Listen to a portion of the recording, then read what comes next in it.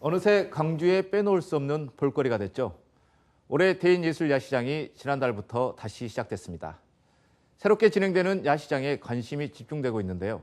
집중 인터뷰, 정고필 대인예술시장 총감독 나오셨습니다. 안녕하십니까? 네, 안녕하세요. 네, 대인예술야시장 그리고 또 별장 프로젝트가 올해로 8년째 진행이 되고 있습니다. 그동안 여러 가지 우여곡절도 많았는데 그동안 성과라면 어떤 것들이 있을까요? 일단 예술가들이 시장에 와서 시장과 예술가들의 동거가 처음으로 시작됐다는 점에서도 의미가 있습니다.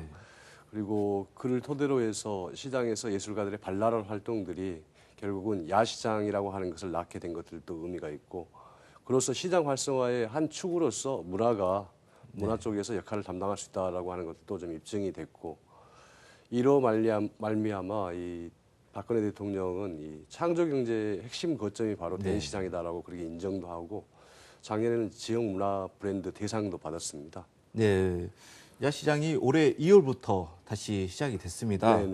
더불어서 이제 총감독님도 1년 만에 다시 복귀를 하셨는데 그동안 다른 일을 하셨나요? 네네. 다른 일보다는 좀 전국적으로 문화 활동들을 좀 고루 좀 경험도 좀 해보고 다른 곳에 또 대인시장의 사례들을 전파하기도 했습니다.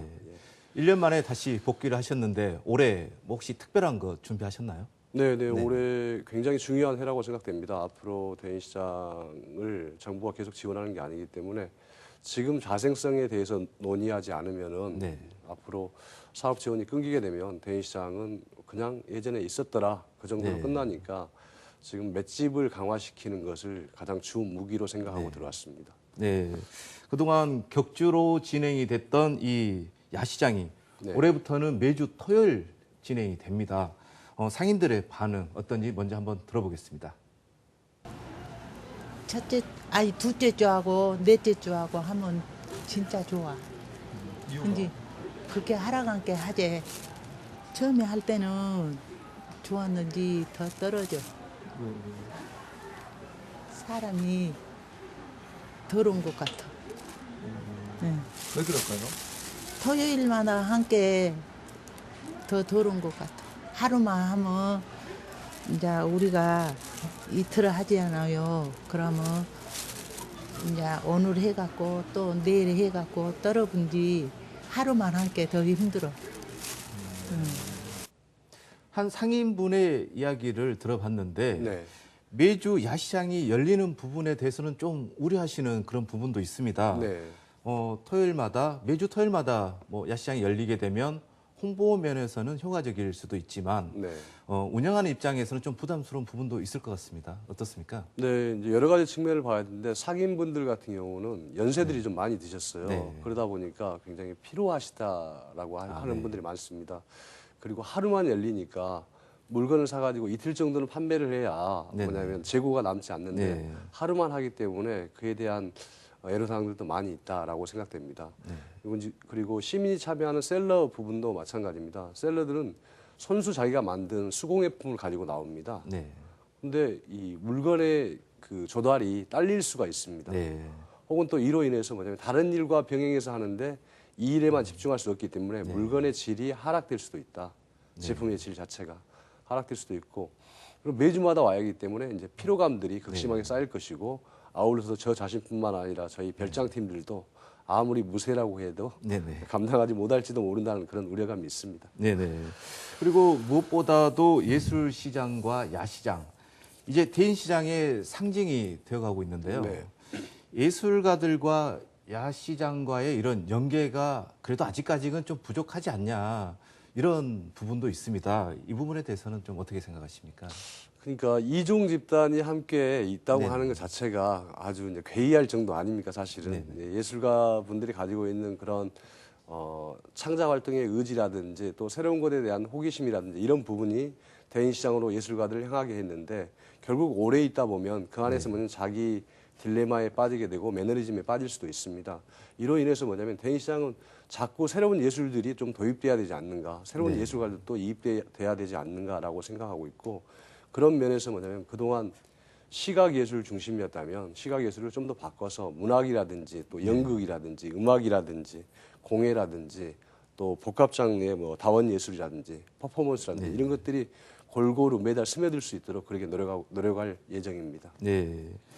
개인 예술 야시장은 그래도 이 상인들과 네. 상생의 길을 함께 하고자 이렇게 상당히 노력을 하고 있는 것 같습니다. 네. 그렇다면 상인들 이렇게 만나보시면 주로 어떤 이야기들을 많이 하십니까? 업종에 따라 다릅니다. 네네. 우선 음식점을 하시는 분들은 매주마다 열어주니까 고맙다라고 하시는 네. 분도 계시고 기왕이면 늘리자라고 하시는 분도 네. 계십니다. 근데 음식점과 상관없는 업종에 계신 분들은 이렇게 너무 빈번하게 하니까 소란스럽다. 네. 쓰레기 처리는 어떻게 하냐. 매번 이렇게만 갈 것이냐. 네. 뭔가 뭐냐면 전체 활로를 튀어줘야 되지 않느냐. 네. 뭐 이런 말씀도 많이 하십니다.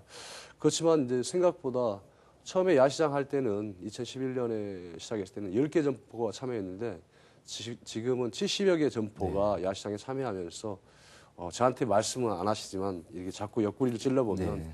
수익이 좀 된다라고 그렇게 하신 분이 계셔서 나름대로 좀 흐뭇해하고 있습니다. 네.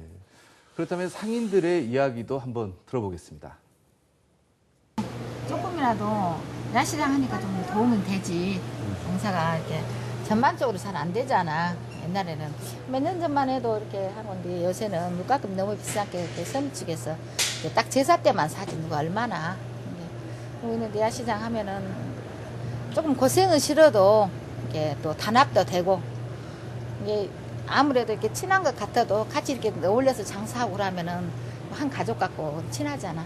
이게 더 좋은 점도 많고 뭐 젊은 사람들도 많이 와서 시장 재래시장에는 좀 이렇다. 저희 CNB도 전통시장에 대한 관심을 지속적으로 갖고 있는데요. 야시장도 이 하나의 활로가 좀 됐으면 합니다. 네. 이제 남광주 시장도 야시장을 연다고 이렇게 계획을 하고 있습니다. 네. 그렇다면 이제 대인예술 야시장과 남광주 야시장 선의의 경쟁으로 봐야 될까요? 상호 보완으로 봐야 될까요? 어떻습니까? 두 가지 다 병행된다고 생각합니다. 처음에 야시장을 한다고 하니까 솔직히 우려가 네. 안 될 수가 없죠. 근데 또 한편으로 남광주 시장이 가지고 있는 경쟁력이 있습니다. 네. 남광주 시장은 새벽이면은 채소전으로 유명하고 네. 그리고 또 싱싱한 화로들이 와서 우리 술꾼들을 늘 불러들이는 곳이 바로 남광주 시장이기 때문에 남광주 시장이 가지고 있는 그 장점을 살린 그 음식과 주류 네. 이것들이 주종을 이루는 야시장 그리고 대인 예술시장은 그야말로 예술가와 시민셀러들이 함께 자기가 만든 것들 소품류라든지 이것들을 시민들에게 선보이면서 또 관광객에게 선보이면서 야시장으로 자리매김한다면은 서로 선의의 경쟁도 되고 또 서로 부족한 부분을 보완해주는 체계로서 이미 이제 국립아시아문화전당도 개관을 했고 KTX도 이렇게 빠르게 광주로 진입하게 됐고 그리고 더불어서 달빛 고속도로도 생겨난 마당에서는 서로 상생하는 방법이지 않을까라고 그렇게 긍정적으로 보고 있습니다. 네. 이렇게 점점 활성화도 되고 또 자리도 잡아가고 있는데 내후년이죠. 네네. 2018년부터는 이 정부와 강주시로부터 지원금이 끊기는 걸로 알고 있습니다. 네. 어떤 이유 때문입니까? 이제 정확히 끊기는 것은 2019년부터 네네. 끊기게 됩니다. 그간 이제 대인시장에는 아시아 문화예술 활성화 거점 사업이라고 해서 네. 광주시와 문화체육관광부가 절반씩 해가지고 10년의 계획으로 이렇게 뭐냐면 예술가들의 거점이자 시장 활성화의 그 토대가 될 수 있는 그 기반으로서 지원 사업을 해왔던 겁니다. 그러니까 다른 정부의 사업들이 길어봐야 3년이거든요. 10년을 잡고 했기 때문에 굉장히 큰 사업이었고 큰 맥락에서 광주에 한 거점을 만들겠다라고 하는 그런 의지가 있었기 때문에 그의 사업을 해왔다면 이 사업을 통해서 현장이 좀 안정화되고 그리고 국고가 끊기더라도 지속적인 그런 운영이 될 수 있는 그런 자생적 방법들을 찾아내는 게 지금의 임무지 않는가 생각하고 있습니다. 네. 그렇다면 뭐 지금부터 그런 준비들 좀 필요해 보이는데 혹시 어떤 뭐 계획들이 있을까요? 그렇습니다. 우선은 상인분들이야 좀 고령화돼가지고 좀 어려움도 있지만 나름대로 중소기업청의 지원이라는데 이런 부분에서 나름대로 활로를 찾고 있기 때문에 이 상인들에게 기대어서 살고 있는 예술가라든지 혹은 또 시민 셀러들 이분들의 맷집을 키워야 되겠다라고 생각합니다. 그래서 우선 시민 셀러들에게는 이 연수를 하고 있습니다. 지금 시장의 변화하는 환경이라든지 지금 또 소비자들의 트렌드들이 어떻게 변하고 있는가 그리고 이것을 찾는 방문객들이 원하는 게 무엇인가를 시민셀러들에게 같이 공감하는 그런 연수의 시간을 갖고 이 연수에 참여해야 시민셀러로서 같이 동참할 수 있는 기회를 부여하고 있습니다. 네. 그리고 이걸 통해서 시민셀러의 자생적 조직을 만들 예정에 있습니다. 네. 그러게 되면 저희가 그러니까 프로젝트 기획팀이 없더라도 네. 이분들 스스로가 야시장을 끌어갈 수 있는 동력이 되지 않을까 그렇게 생각하고 있고요. 예술가 분들은 사실 국고 지원이 끊기게 되면은 정말 그 자생할 수 있는 방법들이 없습니다. 그 때문에 그동안에 이제 대인시장이 해왔던 다양한 그런 사업의 선례라든지 그리고 대인시장이 보여줬던 그런 진정성들 이것의 토대 위에서 공유지 운동을 좀 해보려고 생각하고 있습니다. 즉 뭐냐면 예술가들이 가장 원하는 것은 함께 모여서 창작할 수 있는 공간 그리고 안정적으로 좀 생활할 수 있는 공간, 전시할 수 있는 공간이기 때문에 대인시장의 건물들을 시하고 협의하고 그리고 시민운동을 통해서 매입을 해서 이분들이 그걸 스튜디오로 사용하고 레지던스 공간으로 활용해서 좀 지속 가능하게 대인시장에서 안정적으로 창작 활동을 하게끔 그렇게 하려고 있는데 제 꿈대로 될지는 모르겠습니다. 네. 지금 마음속은 다부지게 생각하고 있습니다. 네, 꿈을 말씀하셔서 네. 여쭤보겠습니다. 총 감독님께서 보시는 그러니까 야시장, 네. 전통시장 이런 곳이 어떻게 됐으면 좋겠다. 뭐 이런 희망사항이나 꿈이 있습니까?